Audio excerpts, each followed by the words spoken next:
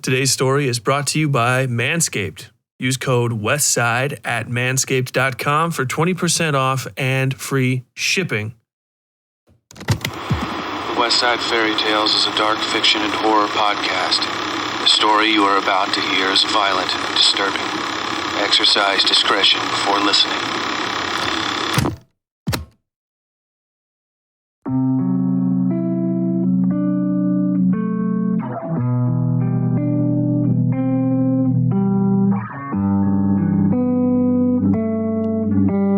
Previously on Scars in Time. Gun cotton is not shaping up to be the restful, recharging change Ash had expected it to be. Having witnessed the suicide of a stranger, the man, in fact, who sold them their new house, Ash does her best to hold it together. But a new danger reveals itself in the form of Bobby Chatterley, the mayor and major stakeholder of Gun Cotton. He ends his first meeting with Ash by invading one of her delusions, taking a monstrous form and threatening her. Now Ash must contend with his enigmatic warnings, her own delusions, and the difficulties of setting up a new, badly kept old house. Without further ado, Scars in Time. Chapter 6. The House.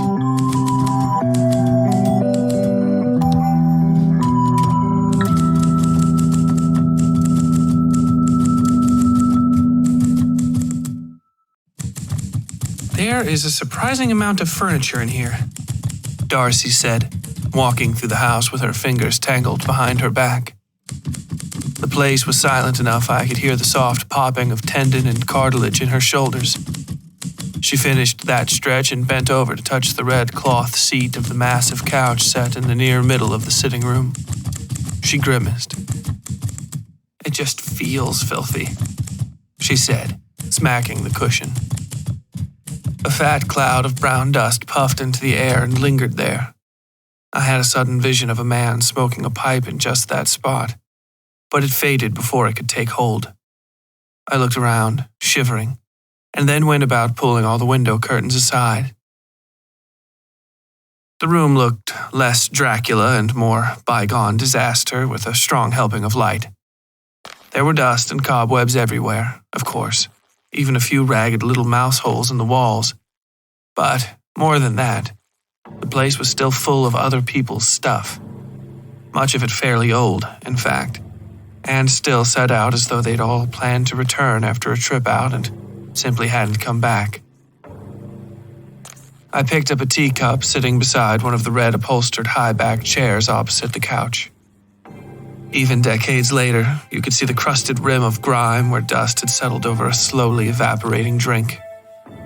I turned it over and watched a gray dust ball fall to the floor. "God," I said, "how much did we even pay for this place?" $20,000. Darcy replied, looking around the ceiling. I followed her gaze to the ornate, if filthy, plaster tiles there. "Worth every penny, I guess." "I'm going to need a gas mask to dust that," I said. "One of those hazmat suits you see in the movies. A spacesuit, maybe." "We're going to hire specialists to do most of that," Darcy replied. "There's a few local restoration companies that do this sort of work." "They're going to come and vacuum?" I asked. She rolled her eyes. "They're going to restore the house and upgrade all the infrastructure," she said.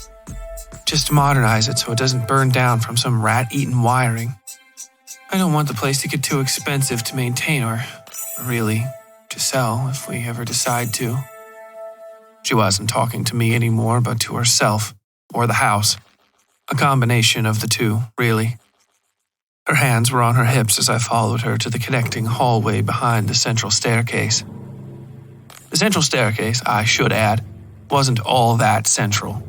It sort of curved around the large, open foyer by the front door to the second-floor balcony. Behind it, going from the door, was a multi-story, hearth-style fireplace with a second spot for firewood on the second floor. There were more fireplaces scattered throughout the house as well, basically in every room, though many of them had been bricked up or otherwise closed during a spate of modernization in the 40s or 50s, maybe. We passed the hearth on our little tour, opening doors as we went and discovering the downstairs restroom and a closet full of moth-eaten blankets and pillows. There were several flat boxes as well, though they were all too dusty to bother touching. At least, just yet. Past the hearth and the central hall, at what we'll call the northeast end of the house, was the kitchen. It was larger than our kitchen back in Colorado, but not by too much, though it was fairly apparent nobody ever actually ate in the space. The large central table was a heavy block of wood with shelving underneath it, clearly used for preparing meals. "Wow," Darcy said, pulling open the doors of a heavy cast-iron block on the side of the kitchen. It took me a few seconds to realize it was some kind of stove. "How the hell are we going to get rid of that?" I asked. The thing probably weighed half a ton. Darcy looked at me like my eyes were falling out of my head. "We're not getting rid of it," she snapped. Then she sighed and shook her head, knocking the door she'd opened shut with her knee. "Sorry, babe." She pointed at the thing. "This is an AGA stove. They last forever, and honestly, the price of the house would be worth just owning this thing." I'll mention that, between us, Darcy was the cook. The greatest thing I'd accomplished with a kitchen utensil in my life was hitting a boy in the face with a cast-iron skillet because he wouldn't stop chasing me. Darcy could poach eggs, which, she once assured me with a wink, is quite difficult. "Well, I guess we own it," I said. "What's so great about it?" She looked down at the thing and shrugged.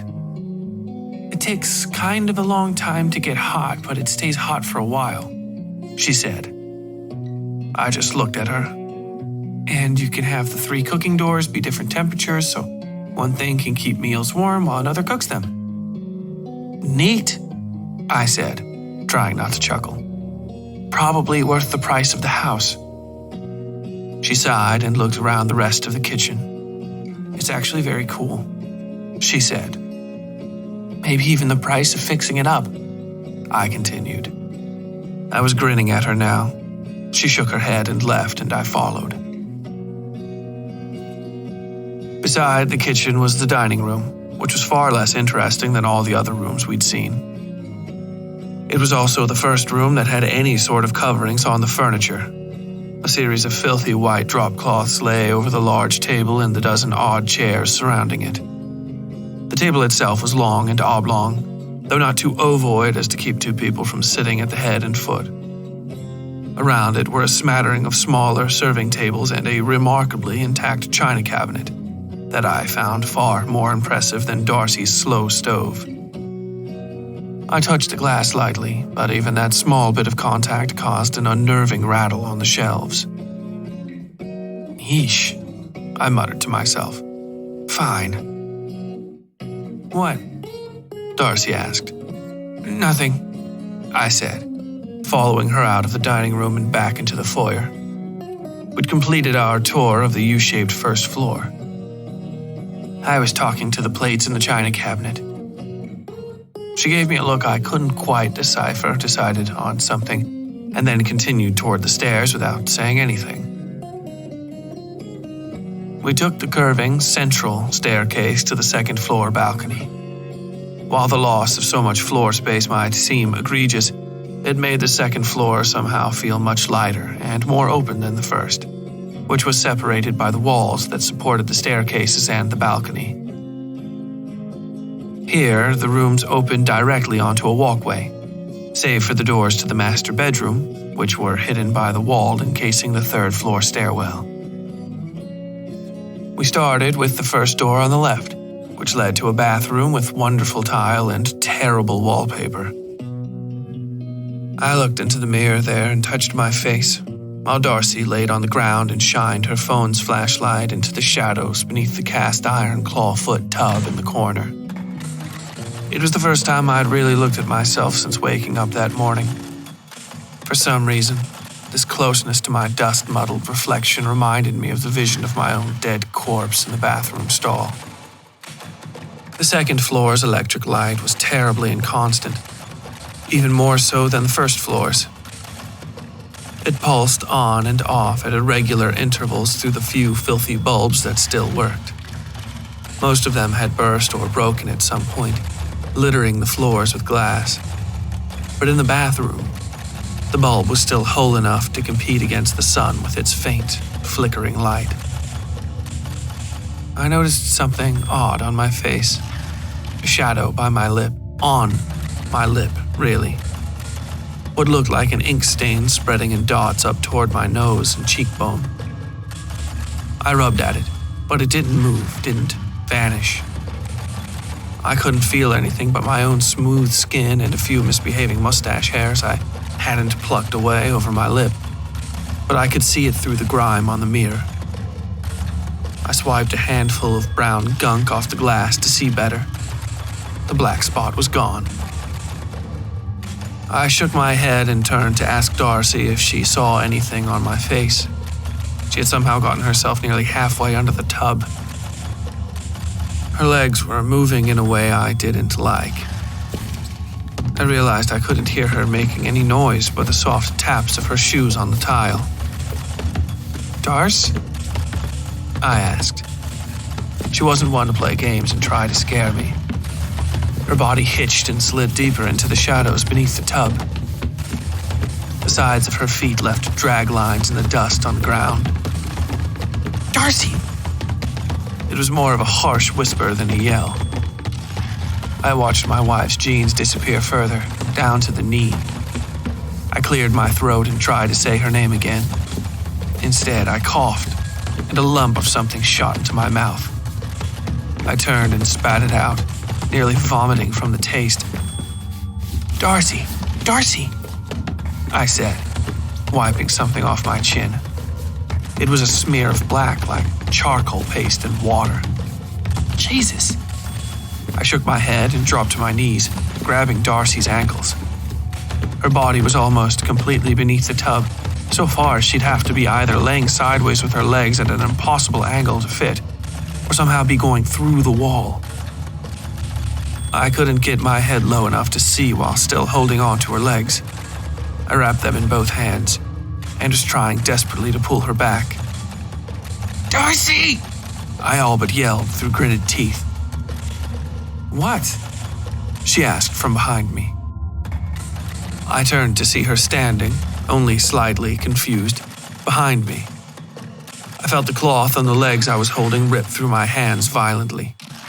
The little bit of grip I managed to maintain pulled the side of my head against the bathtub, and I hissed.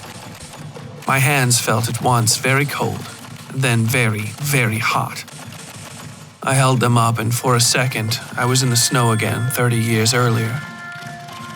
My arm looked like burger all down the right side, and I could feel the cold much worse than before I'd leaned back to kick Mike's handlebars.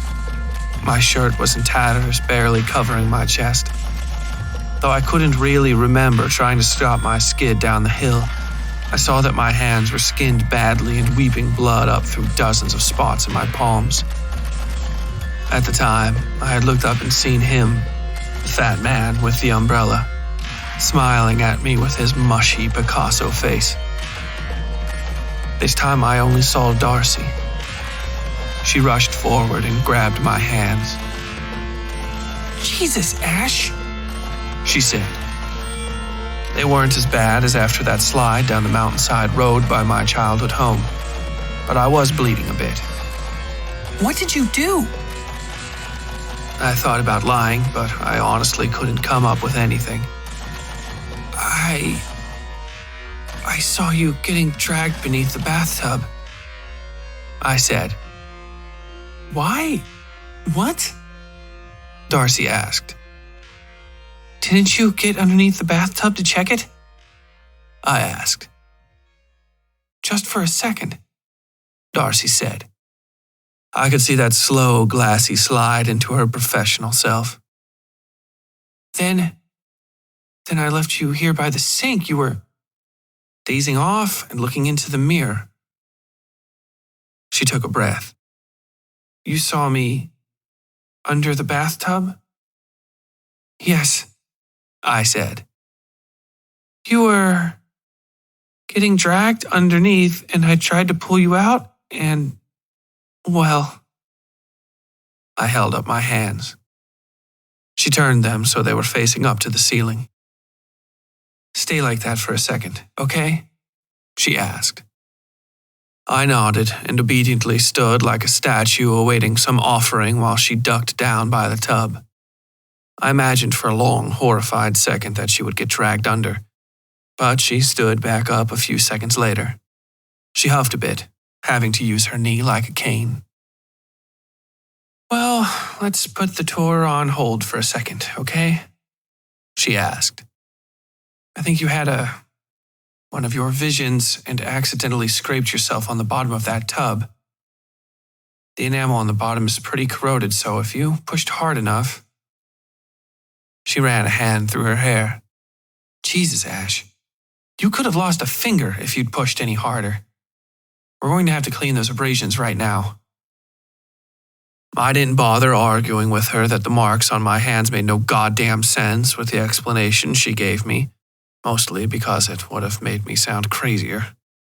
Not that I wasn't already crazy, mind you, but when you're a touch ill and you don't immediately do what the doctors say, they start actually getting worried.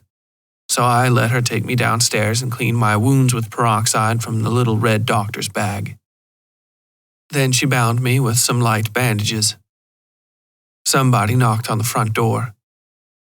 I was sitting in one of the high-backed red chairs with my hands resting palms up in my lap. Darcy squeezed my shoulder, said something like, "Wait here a second," and then answered the door. "Well, how can I help you?" she asked, and I could immediately tell she was talking to a child. Darcy infantilized anything and anybody under the age of around 16, or she talked to them like they were patients. Her parents and I were the notable exceptions. She loved me, and she didn't talk to her parents at all. I could only hear snippets of Darcy's conversation, but it was clear the child in question was one of Bobby's kids from the orphanage. I remembered him saying he'd send over a kid with the documents we had to sign, and I figured that was what was happening. A man entered the room carrying a lantern. I sucked in a nervous breath, even though I knew I was seeing things. I could see Darcy speaking with the child outside still, or, rather, I could see Darcy speaking to somebody who wasn't quite tall enough to be seen over the bottom of the window. The man with the lantern came up to the couch and looked at me. I knew who he was, though his appearance was much different. The doctor with the dirty glasses. His glasses were perfectly clear now, and I could see that his eyes were a fairly common shade of brown behind the lenses. His face was drawn and tired, thin and long. He was also considerably shorter than in my previous encounters, though still quite tall for a man. He looked directly at me. "Excuse me, but could you scoot to the side of the couch, please?" he asked. "Who are you talking to?" a nervous woman asked. I looked in the direction of the voice and saw the shape of a woman standing in the shadows by the fireplace set into the wall. Her face remained in shadows too deep for me to parse, made all the worse by the doctor's brilliant lantern. The fireplace clicked its way through a stack of mostly eaten logs, showing the woman's long dress as being either red or rust brown. The doctor nodded his head to the right, and this time I obeyed, feeling almost foolish for doing so, but he thanked me when I did. A second later, a young boy, 8 at the most, plopped down on the cushions at the far edge of the couch. He looked on the verge of death. His pale skin and the bruise-colored flesh around his eyes looked all the worse for the proper little tweed suit he wore. The doctor asked him to open his mouth, and he did. The doctor then knelt and stared into the boy's mouth, moving his chin this way and that before standing. He placed a hand on the boy's shoulder and smiled, but said nothing. "Might I speak with you in the other room?" he asked the woman. I could see the hesitation in her posture when he took her by the elbow, a slight hitching of the shoulders. The boy looked at me, through me, really, and then pulled his feet up onto the couch so he could sit cross-legged. He rubbed his palms on the fabric over his knees, closing his eyes and shaking. I realized he was trying to hold his breath. Then he began coughing. The sound was heartbreaking. It cut to the core of me, to the bone. I knew the child was dying from the sound of it. Not just wet and rattling. This was a sound almost like ripping. It made me think of someone hyperventilating into a wet paper bag with a hole in it. "Hey there," came a voice from beside the front door. Another child. I almost thought the real child from outside had come in for some reason. When I looked, I saw her, the same little blonde girl from the bar bathroom. Her eyes were sad and deeply, impossibly blue. Indigo, as I'd said. "Hi," the boy said. His voice was laced with pain. He pulled a small handkerchief out of his suit jacket and began another spate of coughing with that over his mouth. Even in the dim firelight, I could see dried blood dotting the fabric like a handful of rusty coins. News circles joined them before he returned the cloth to his pocket, shining and scarlet. The girl sat next to him and he hopped away quickly. No, he hissed loudly. "You can't sit next to me." "Why? Are you afraid of girls?" she asked, coquettish despite her apparent age.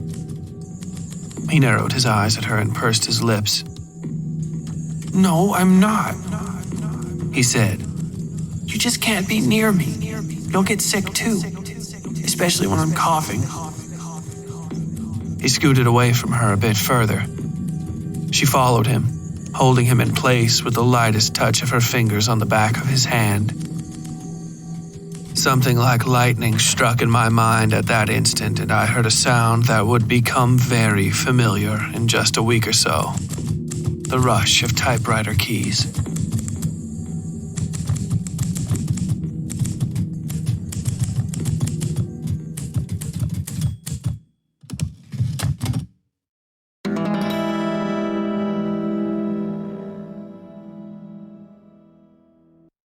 Hey there, Westsiders. I'm not going to sugarcoat this. Some of us men got some issues going on downstairs. As to say, just because it's beard season above the belt doesn't mean it should be beard season below the belt. Luckily, our friends at Manscaped got you covered with their new Lawnmower 3.0 ball trimmer. You can tame that Wookiee you've got hanging out in your pants and improve the overall look and feel of your sack game. It's got a waterproof design you can use in the shower and LED light so you can really see what you're working with. And a 7,000 RPM motor with quiet stroke technology so you can keep your new do a surprise before the big reveal. Manscaped has a ton of other great products that you guys can check out at manscaped.com. And if you use code WESTSIDE, WESTSIDE, at checkout, you'll get 20% off and free shipping. So again, show this episode's sponsor some love and make a purchase at manscaped.com. And use code WESTSIDE at checkout for 20% off and free shipping. Manscaped. Make your testes their besties. Now, back to our story already in progress.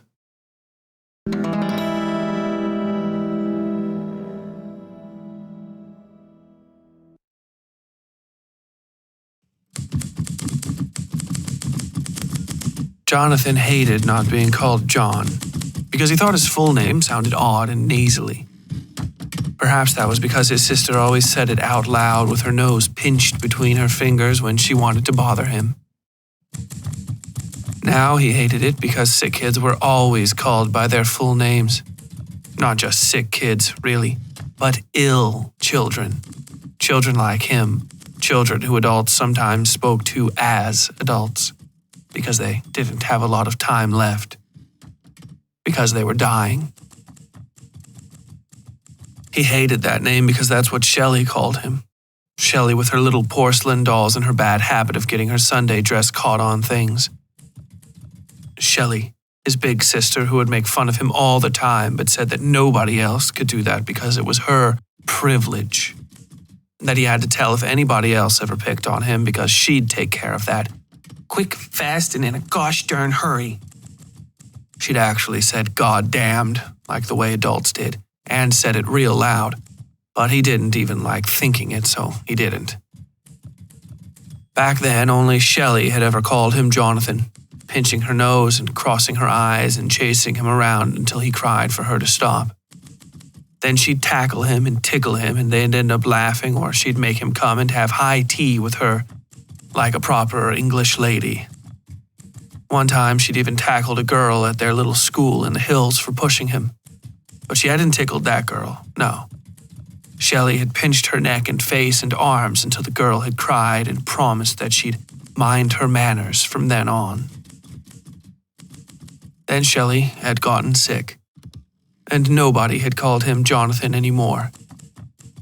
Nobody really even talked to him much at all, because they had to spend all their time fussing over Shelley. And they started calling her Michelle instead of Shelley, which they both hated. She told him so. She also told him that she would be back at school soon, and that he better be practicing running because she'd be up and chasing him any minute. She'd even hopped out of her bed once, making big monster claws and growling so suddenly that John had screamed and dropped a cup of water on the ground. Shelley had tried to help clean it up, but she'd started coughing, and he'd had to help her back into bed. Then she turned away from him and coughed some more, and, because he was a good brother, he pretended she wasn't crying like she was. A few weeks after that, John's mother had come into his room with a look on her face he'd never seen. She didn't seem to see him. She was looking up and away at something the way people did at church. But she took his hand all the same and led him down the hall to see Shelley. She was a wet, sweaty mess, but he told her she looked pretty. She had one of her favorite dresses on, though not her favorite. She smiled at him, but her eyes seemed distant like his mother's. She could hardly stop coughing, even though the coughs were weak and barely moved her chest. "Mom says we have to say goodbye to each other," Shelley said. She reached out her hand and took his. Then she smiled and pinched her nose. "So, goodbye, Jonathan." He began to cry and crushed her hand in his. Then his mother began to lead him away, but he pulled back and turned to his sister. Her eyes were deep and sad. He pinched his nose with his fingers. "So long, Michelle," he said. Her name sounded like Majel when he did it. She laughed and wiggled her fingers at him, and he let his mother take him back to bed.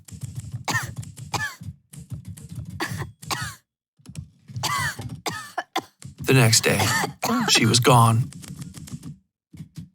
And a few weeks later, everybody started calling him Jonathan.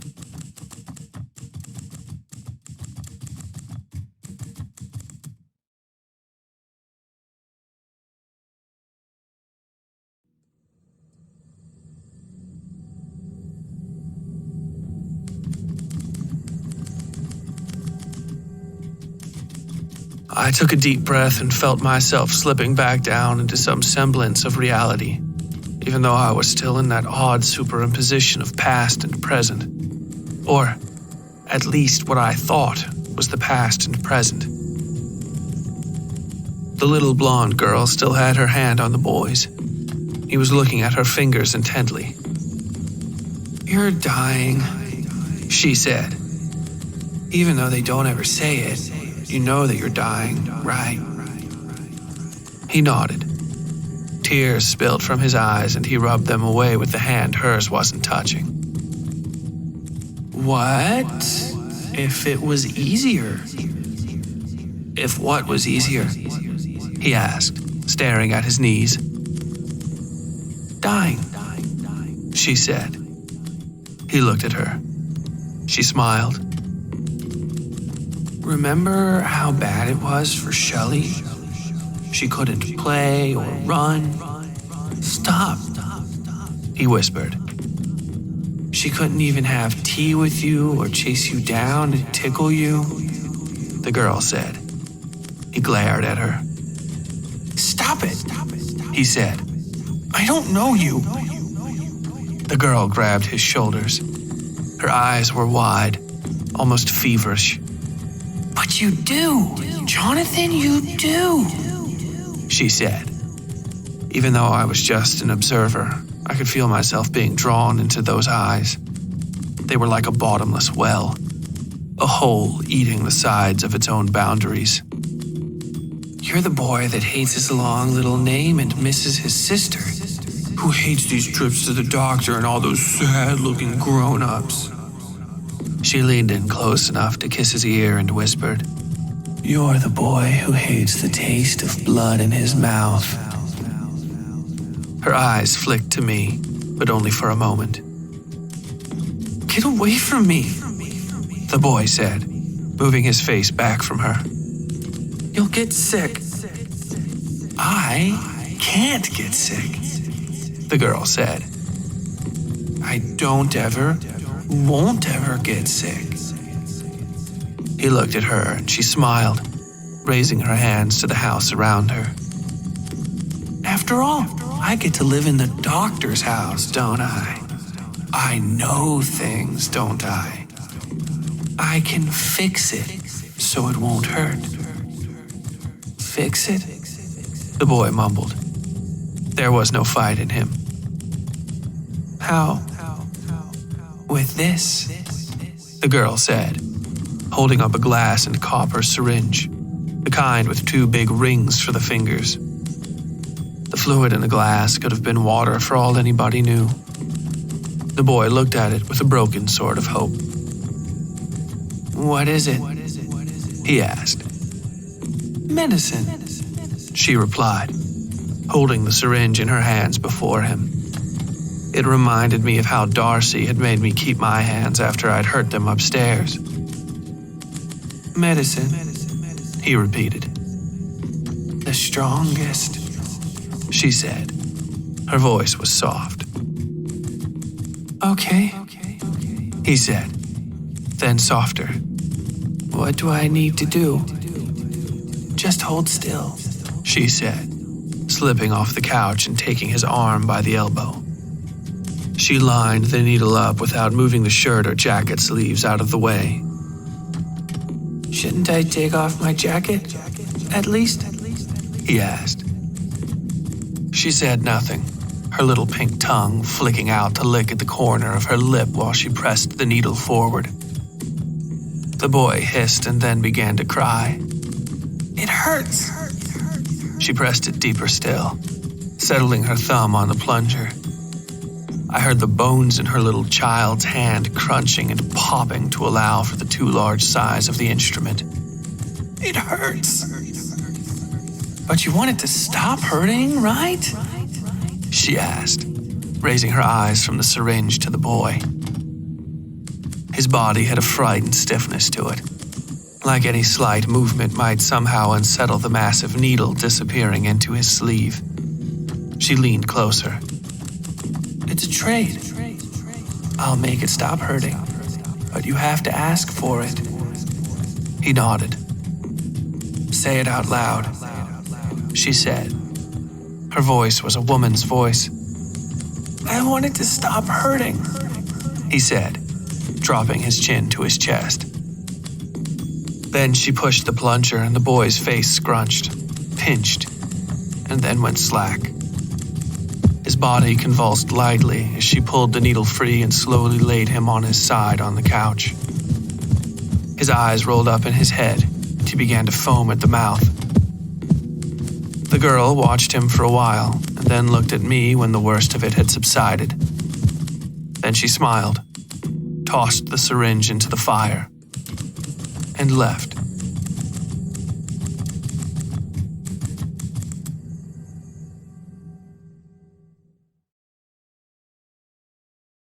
The vision collapsed on itself like smoke being blown out of a room. Darcy followed its departure by walking into the room with a disbelieving smile on her face. My hands were shaking, but I found I could push the smile I needed up where it belonged. "You won't believe this," she said, reaching out to me. I took her hand and hoped she couldn't feel the tremors.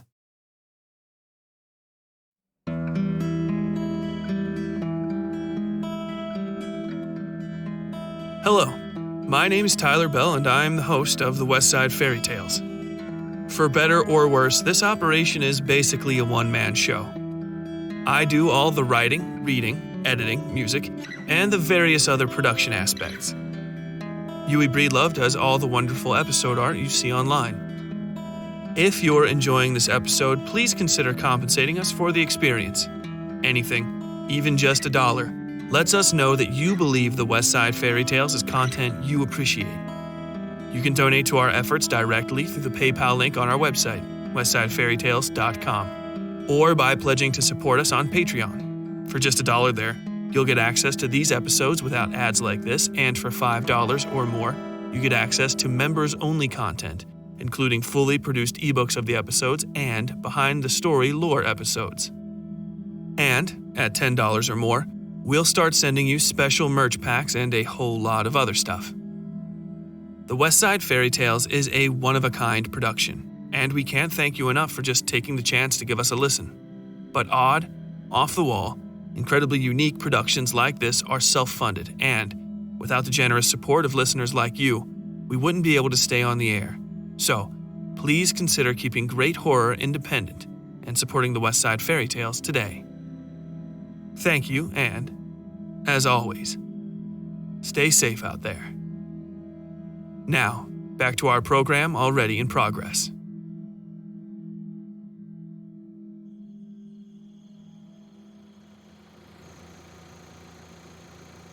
I was somewhat taken aback by the curiosity waiting for me outside, though it was a drop in the bucket compared to the earlier visions. 4 children, all of them in their early teens or younger, were standing beside a rumbling green pickup truck driven by a tall, brown-skinned man of indeterminate age. His face was smooth enough for 30, but his eyes had an awful depth to them, a deep sadness. The kids were offloading a mattress, the oldest looking of them barking orders like a soldier. A few seconds later, the 4 were excusing themselves and going inside my house with a massive hunk of white bedding. I looked at Darcy, who was going through a series of documents on a clipboard and signing by pieces of yellow tape. "What the hell is that?" I asked. "A new mattress, apparently," she said. She handed me the clipboard and a pen, holding up a few tight white bundles wrapped in cardboard. "And these are the bed sheets. Those are pillows." She pointed to a small, poofy trash bag in the back of the pickup truck. "You need to sign by all the yellow pieces of tape." "Where did that come from?" I asked. "A housewarming present, apparently," Darcy said. "From our beloved new mayor." She chuckled. "I told this gentleman here, that's Calvin, who manages the department store downtown, apparently, that it was nice, but we'd manage." "What did he say?" I asked. "That it was ours, and he'd have the kids dump it here if we didn't take it," she said. I don't think he was kidding either. She laughed. I was most of the way through signing the papers. The oldest of those kids, the one barking orders, his name's Sean, and this renegade band belongs to him, apparently. He brought those and told me where to sign like some sort of real estate agent. "Do they know where to take that thing?" I asked. "Yeah. she said. The master bedroom's on the second floor, or so Bobby told them. They know where to go. Done. The kid in question, Sean, said. He nodded at both of us, his eyes the sort of blank you usually see on career police officers. You ladies need anything else done around here? Mr. Chatterley paid us up for the mattress and signing them things there, but we can do a lot else. He looked at both of us. I opened my mouth and said nothing, but Darcy seemed to like the kid. He had gray eyes and pale brown hair that made him seem almost colorless. And his skin wasn't pale so much as copper with all the shine brushed out of it. He seemed worn. What else can you do? She asked. He smiled like a salesman, but warmly enough. Off the bat, I can tell you my crew doesn't do windows, he said. I almost laughed when he said crew, but he was so earnest I didn't want to offend him. What I mean by that is we don't do maid-type cleaning. What we will do is yard work, simple fix-it stuff, painting, fetching of all sorts, and we'll deliver anything that's legal and gets dropped off inside the valley. For more than you're probably willing to pay, we'll go to Targrady or Legree too, even down to Blunt.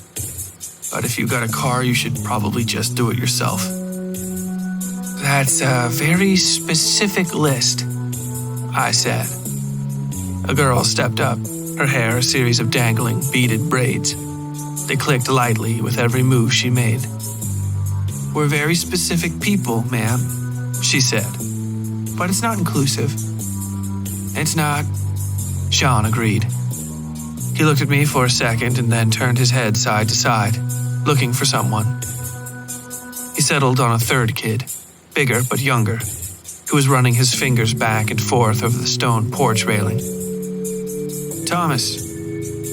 The kid jumped and looked around. Then he put on a serious expression and pulled a business card from the pocket of the orange bubble vest he was wearing. He handed it to Darcy. We'll always take a consultation, he said, his words less practiced than the other's pitching had been. Just let us, just call us. Our number's on the card. He reached forward to point out the number. It was the only thing on the card, and Darcy, smiling, held it out to him. Sean slapped Thomas's wrist and smiled tightly. They know where the number is on the card, Tom, he said. Then he turned to us. If you ladies need anything, you just let us know. He and the others nodded to us. The third boy, never introduced, was short and dark-skinned, with very wide eyes and a constant smile. He gave us a very serious thumbs up, but began skipping once he was off the porch. The lot of them followed Sean to the truck, where he doled out a dozen or so green bills from a roll in his pocket and handed them to the driver, the man named Calvin I hadn't met yet. Sean took the plastic sack of pillows from the truck bed and handed them to the little dark-skinned kid. He pointed at us and the kid sprinted up to the porch, barely able to see over the top of the bag. He dropped them off, smiled, and stretched his hand out to Darcy and then me. My name's Albert, he said in a low voice. They never introduced me because I'm socially awkward, but I don't think I am. I just really like to meet new people and talk to them. It's fun. Are you a doctor? Sean said you'd steal all my blood and pull out my lungs if I took too long in your house or if I touched anything. He turned to me. And he said you're a lesbian. We're technically both lesbians, I said flatly. Darcy tried to keep from laughing. The boy stared at me, waiting for more information. But Sean is correct. I am more lesbian than Darcy here. The boy's eyes widened with the depth of this new and sudden revelation. Albert! Sean yelled. All three of us looked at him. Then Albert shouted bye at us and darted off the porch, and we watched the lot of them go.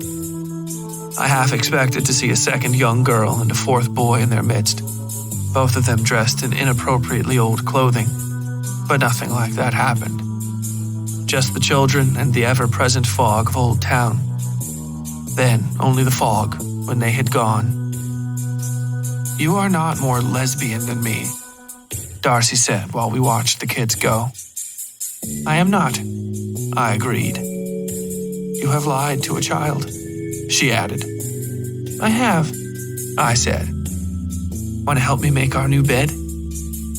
"Then I'll help you unmake it," she said, winking at me, which she almost never did. It was so ridiculous I couldn't help but laugh, which might have saved the whole day.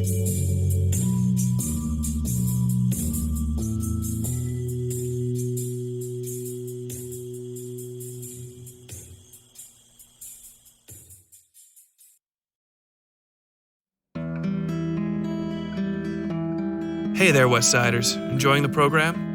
Then hop on Twitter, Reddit, or your podcast app and let everybody know how great the Westside Fairytales is.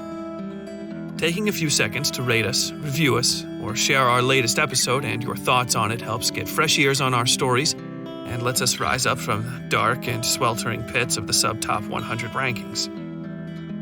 I know you folks appreciate a good summoning, so why not bring this eldritch and unseen thing to the unwitting masses? Utter our black name before your friends, family, and coworkers, and then tag us so we can retweet or share it. We're at WS Fairytales on Twitter and Westside Fairytales on Facebook and Instagram. Click Linktree in the episode description for a comprehensive list of our social media connections. You can also send us an email at westsidefairytales@gmail.com. If your inner circle of living people are too undeserving of the Westside Fairytales, you can join our little cult, the Westside Fairytales Horror and Lit Club on Facebook. We talk about the episodes, books we've been reading, horror news, and all sorts of stuff, so pop on by. Thanks again for listening to the Westside Fairytales, and don't forget to give us a review on your favorite podcasting app after this episode. Now, back to our program, already in progress. The master bedroom was something in the ballpark of ridiculous. We'd always lived slightly nicer than most Americans. It's just a fact of the lives we'd built for ourselves. But this was an ostentatiousness I'd only seen in museums. The bed frame, a permanent fixture of the room, was a three-tiered sort of ziggurat with two posts rising from the footboard and melding perfectly with the ceiling. Bars for bed curtains ran between those two posts and then vanished seamlessly into the bas-relief headboard, which depicted a caduceus and a series of Grecian figures in various states of distress and healing. At the center of them stood a single man in robes, bearing a scroll, from whom a regenerative light shone over the assembled. I knelt on our new mattress and ran my fingers over it. "Are we even allowed to sleep here?" I asked. "This looks like it belongs in a museum." Darcy laughed and tossed the sheets at me. I glared at her. "Of course," she said. "All of this belongs to us now, for better or worse." Darcy flicked a hand around the room and I followed her fingers. The other furniture was made of the same odd, rooted-in-place style as the bed. It was more obvious in the room's few chairs, which were set at odd angles by the dresser and the vanity. Frozen in place like that, they'd only ever be moderately useful, and almost constantly in the way. I touched the back of one of them as Darcy splayed out over the sheets with her face buried in the pillows. I may as well have been pushing on the trunk of a tree. I turned to comment on the odd furniture to Darcy, but she was sleeping by the time I turned around. I tossed the flat sheet over her and then the blanket, walking around the room one last time and poking at this or that before finally going to the window. It looked out onto the side yard, though you could see some of the lights in town through the canopy of gray. I turned the handle to open the window, wanting to feel the chill October air, but the frame held fast. It seemed as stuck as everything else in the house. So I sighed, returned the handle to its appropriate place, and went to bed.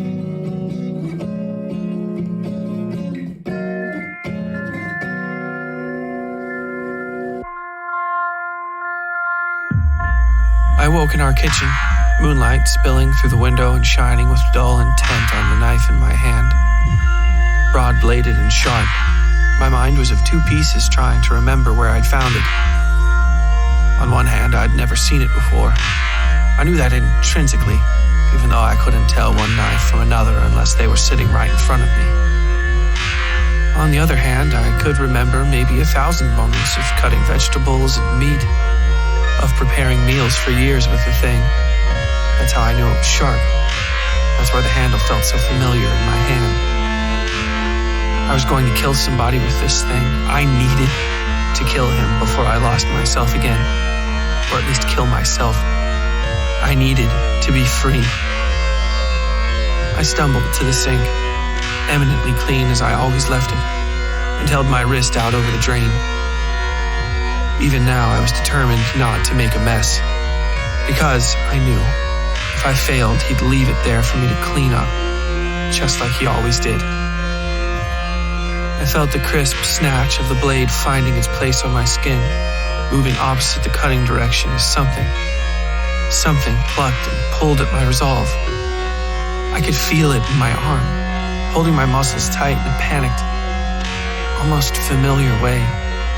I could almost hear her, and it was a her, begging me in my own voice not to do it. She sounded confused and terrified, but not wholly there, like the voice of a nightmare. "What are you doing, Ash?" He said behind me. "Stay away, Mike," I whispered, begging the specter to release her hold on me before the true irons were clasped back on. Then it was too late. His hand was on my cheek, moving down my neck and around my throat. His fingers, thick and masculine, crushed me gently, and I wept for just a second before the knife dropped harmlessly into the sink. The noise was tremendous, but I could barely hear it. The honey-sweet feel of his infection was inside me again, thick and deleterious, and I was sliding away, barely myself again, or, sadly, as much of myself as I had been for years, decades. "Daddy?" our daughter asked from the entrance to the kitchen.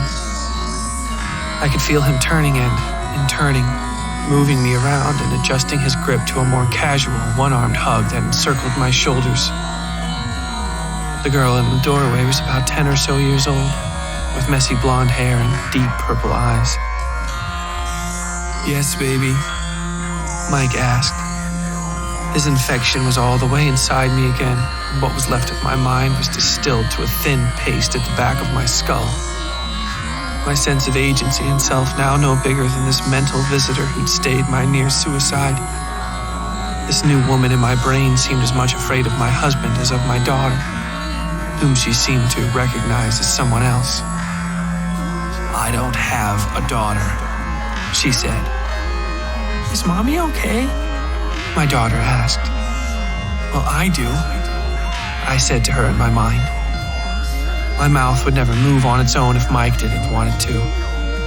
He'd gotten sick of me talking the way a boy gets bored of magic tricks after a certain age. It just didn't amuse him anymore. He led me to my daughter and told me to let her know everything was okay. "Everything's okay, baby girl," I said.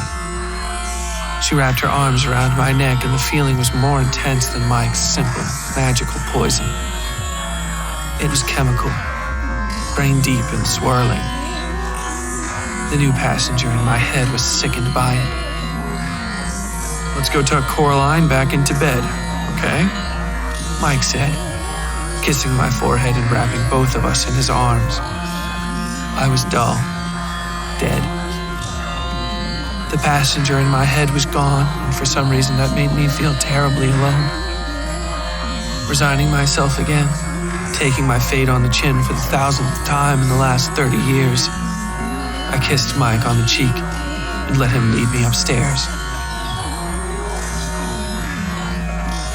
I shot awake in my new bed, hopping clear out of the sheets and nearly breaking my ankle, stumbling down the ridiculous stairs that made up the bed frame. I ran my hand through the netting of white hair and scars on the back of my head and twined my fingers into it. Then I twisted, letting the simple, perfect pain ground me. I'd killed him. Mike was dead. Mike could never hurt me. Still, the nightmare I'd slipped into lingered in my mouth like acid. My head snapped toward the lump of a sleeping figure in the bed opposite me, softly snoring. I crawled onto the mattress slowly, not knowing what I would do if the wrong person were there. If it were anybody but Darcy. The shadow of the head was dark. I climbed closer. Then my hand was around the person's face and turning the chin to where I could see. Even in the soft moonlight, reflecting silver off the gray leaves, I could see it was Darcy's plump, aging face. I kissed her softly on the lips and she stirred slightly, but remained asleep. Satisfied, I twisted back into the sheets with my eyes closed, trying to fall asleep as the soft clatter of rain beginning to fall against the roof echoed through the house. Or, at least, what I believed to be the clatter of rain.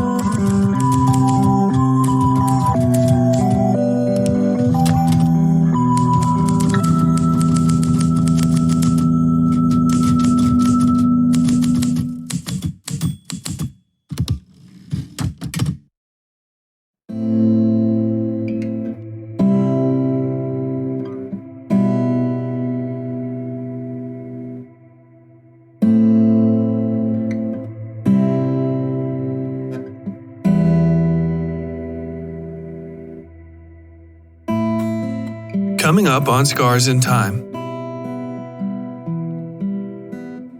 Ash and Darcy are finally moved in, official residents of Guncotton, as it were. But their new home is anything but perfect.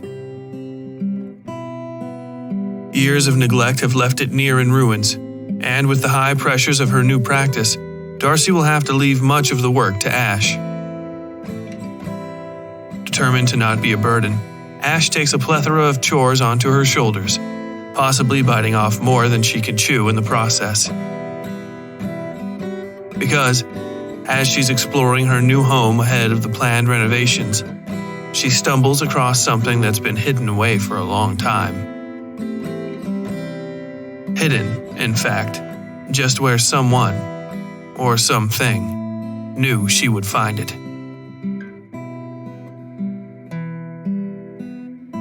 I hope you'll join me next episode for Scars in Time, Chapter 7, The Typewriter. And until then, as always, stay safe out there. The Westside Fairytales is written, read, scored, and produced by Tyler Bell. Original audio filmed on location in Sutton, West Virginia, and Louisville, Kentucky. Engineering and sound design by WSF Productions, LLC. Episode art by Yui Breedlove. All content herein copyright 2020 WSF Productions, LLC.